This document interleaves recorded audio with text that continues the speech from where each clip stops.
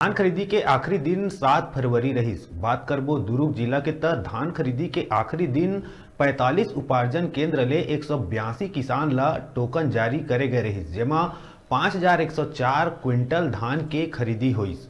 जिला में 94 धान खरीदी केंद्र ले खरीदी होइस, जेमा 5 फरवरी के ही 49 उपार्जन केंद्र में खरीदी पूरा कर लिए गई। बता दन राज्य सरकार है 105 लाख मीट्रिक टन धान खरीदी के लक्ष्य रखे रहीस। सरकार है 5 साल ले ज्यादा किसान के धान खरीदी करे है। एदारी शासन है धान खरीदी बर अतिरिक्त समय दिए रहीस, जेकर चलत फरवरी के पहली हफ्ता तक धान के खरीदी जारी रहीस।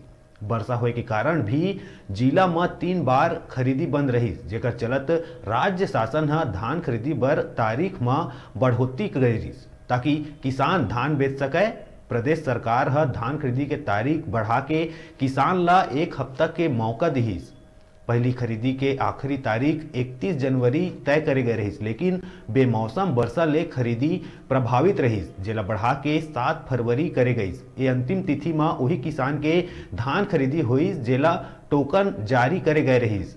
इति 55 उपार्जन केंद्र ऐसे है जी हाँ बफर लिमिट ले ज्यादा धान के स्टॉक है।